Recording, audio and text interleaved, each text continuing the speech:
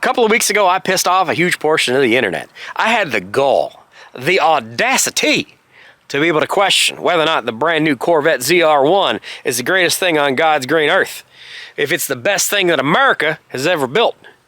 And I contend that it's stupid, that it doesn't make any sense, that it's not that groundbreaking, and it doesn't matter. A, because it's probably going to cost $250,000, and the only people that I know that can afford a $250,000 car can't really drive a 1,000 horsepower Corvette. But that's neither here nor there. The biggest thing is it makes 1,000 horsepower. 1,000 horsepower. Well, in my world, in the performance world, in the racing world, and that kind of thing, 1,000 horsepower is not that big a deal. It can be done. It's not that hard to do. The question is, can you do it on pump gas? So for those of you who don't know, the new ZR1 is 1,000 horsepower, 5.5 liter, flat plane crank, dual overhead cam V8. Pretty unique machine, something that GM has really not ever done. If you want to take a rough comparison, think of the 5.2 liter that's in the GT350 Mustang, dual overhead cam, flat plane crank, and then GM just decided to make their own version of it and punch it to 5.5 liters. And then they hung 2 turbos on it. So to be able to make a apples to apples comparison, it would require me to buy a Ford motor to compare to a Chevy, which doesn't make any sense. So what I'm thinking I want to do is I want to talk Uncle Bob McVay from McVay Automotive and Machining. If you're not familiar with Uncle Bob, he builds racing motors for all kinds of folks, specifically for Old Man's Garage and for Street Racing Channel, and luckily enough for me and for Lucore Automotive. And I'm going to go in here and I'm going to try to talk Uncle Bob into helping me make a very, very dumb and expensive bad decision to prove to you all on the internet that I know what the heck I'm talking about. And to see if I can talk him into letting me build /him build a 5.3 LS based twin turbo pump gas 1,000+ horsepower motor to prove to you guys it's doable. I have no idea what I would do with that motor after I'm done with it. Maybe sell it or give it away or put it in one of my own cars. I have no idea. But I want to prove it. I want to prove to you guys that I'm not completely lost my mind. Not completely. So let me walk in here real quick. Let me see if I can find Bob, get him away from what he's doing, and we'll have a conversation. Hey. Bobo, you in here somewhere? Working. Bob, I've got something I want to talk to you about, something I want to build. I need your help. Give you a few minutes. The man is busy. He works a lot. He does a lot of cool stuff. If you happen to have an engine building friend, you're a lucky person. This is our old 455 build that he's going to be building for us as well. It's going to be a pump gas, and by pump gas I mean 87 octane build. Probably going to make 500 horsepower or so, somewhere in that range. Should be a pretty mint piece. I come from the world of actual pump gas stuff. So for me, when we talk about a street car or pump gas, that means something you can get out of a normal gas pump at any place in the country. So 91 octane or 93 octane is your limiting factor. When you're talking about boost, that gets a little bit tricky because you're only going to be able to put so much compression into these motors, especially with boost, that's going to run on 93. Now, when you can switch over to race gas or you can switch over to E85, that does make things considerably more capable. I wouldn't say easy, but capable.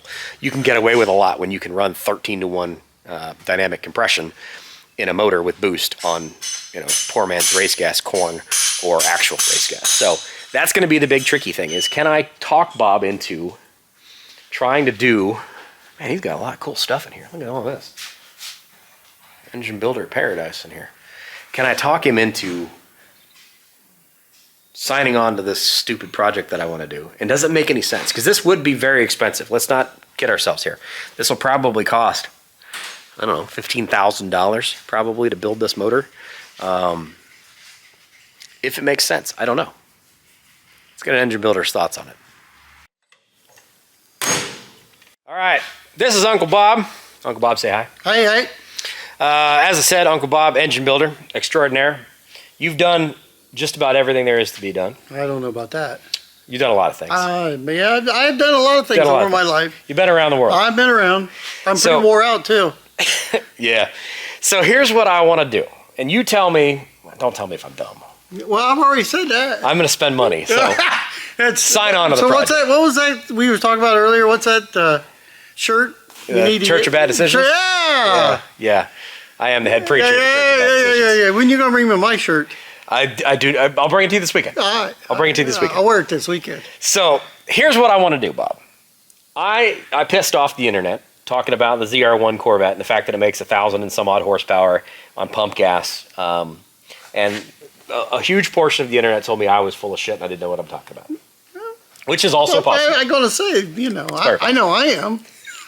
What I think I want to try to do is I want to prove to them that it's not really that difficult to be able to make, well, I don't want to say that it's not that difficult. It does require quite a lot of work to do it. It does. But it's not unheard of to be able to make that kind of power. Not in today's world with technology that we have and the parts that you can buy to put stuff together. Right.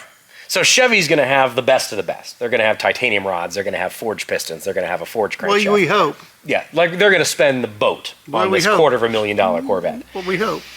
We could do this in the aftermarket, and people have done it in the aftermarket. And they do it every day. And especially in the racing world, like this is not that big of a deal. Maybe you guys just don't know the world that we live in.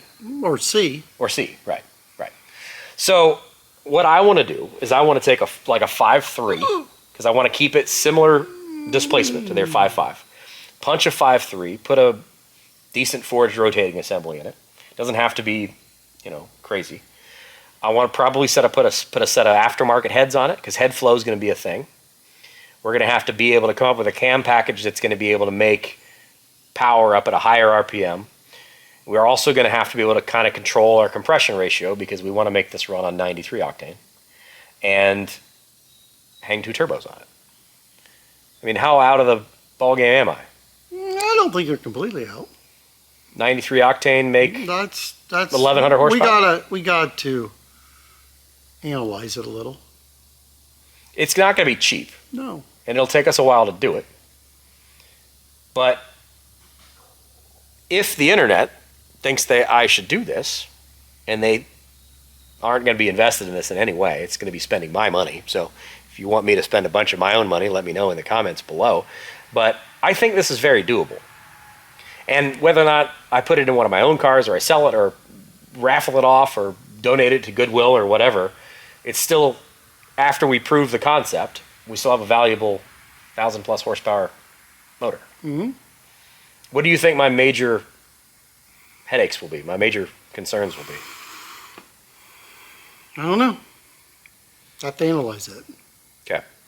Actually, because you did a 5.3 with Bill recently, semi-recently. Well, we did a junkyard 5.3. Junkyard 5.3. It made 425, 450. We got 450 out of it. That was just a camshaft and springs. That was just a camshaft springs, yes. Yeah. So, and people turbo 5.3s all day long. Mm-hmm. But they put them on E85 though, probably. Mm-hmm. They don't run them on pump gas. So our question is going to be whether or not we can pull that compression down to be able to make it up when that compression comes in with boost. Certainly somebody out there has done this before. I don't know. Anybody out there ever done this? Anybody know anybody else that's done this? Well, and I'll be honest with you.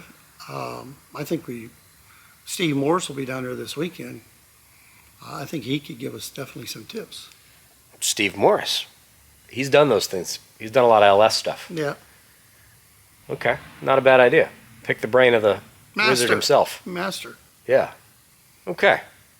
So the other nice thing here is you actually have a dyno that we could run said motor on and test this. Mm-hmm. Now, could I convince you to be able to set that up so we could run turbos on this thing? Mm-hmm. We just got to build the tubing stuff. Yeah. Intercooler and the tubing and all that, and the oil feed and return lines and all that kind of stuff. I don't know. Let's look. Maybe. I'm going to be fuel injected. I'm not going to be carbureted. What do you think this is? Old guys? This is Bob's dyno right here. Check it out. Bob's dyno. And there's currently not a motor on it, so maybe you need to sneak something up here real quick before you put somebody else's stuff on it. But we have the ability to control fuel, control spark. He's got computers and all of the doohickeys that are in there. And we could actually truly test a full twin turbo setup. Now the nice thing is, what we would be doing with twin turbos means we don't have to have a gigantic turbo. It's going to have a real slow spool up time. We can mount 2 turbos pretty close, run some like turbo manifolds, and be able to keep the packaging pretty tight, and then do the actual exhaust piping for the turbos and actually run the whole concept right here on the dyno and proof of concept. Now that's going to be dyno numbers, not in the car numbers. But you can extrapolate that out based on what it is as far as with your drivetrain loss and that kind of thing. So it's very doable. It's certainly something we can do. And I am actually rather interested in possibly doing this. But I want to make sure that this is something that you guys as internet people want to actually see. Do you have enough people out there that build LS stuff that you don't care if I do? Or you just don't care what I do in general and you're not sure why you made it this far into the video? That's also a possibility. But I think it gives us a really cool capability of, you know, let's build it, prove the proof of concept. And at the end of the day, we have a really cool twin turbo 1100, 1200 horsepower LS. Now, where's the, you know, where the end of things that I can build on that is, that's certainly some, you know, some questions that need to be answered. There's some homework that needs to be done and all of that stuff, but that's what you guys there on the internet are for, because you guys can tell me what makes sense and what's been done and who to talk to and how full of I am, right? That's what the internet's for. Anyway, let me know what you think. Should I build this? Should we build this? Should this be a new project coming up? Obviously, it would take quite a lot of time to be able to build it, and we could go through the whole process with you guys. We could show you everything from start to finish, A to B, and walk you through the whole thing, because Bob here will let me come up here and film stuff, and we could show you the whole build from point A to point boom, maybe. Anyway, let me know what you think. Welcome to Automotive Adventures with Austin, my own little personal corner of the YouTube internets. It's where I do all my own dumb stuff, work on my own projects and stuff, and do a little bit of race car stuff as well. So if you're interested in that kind of thing, great to have you. Anyway, like, comment, subscribe, if you know what, all that stuff. See you next time. Bob, any other words of wisdom? Sell it. Fair. See you next time, guys. Take care. Bye-bye.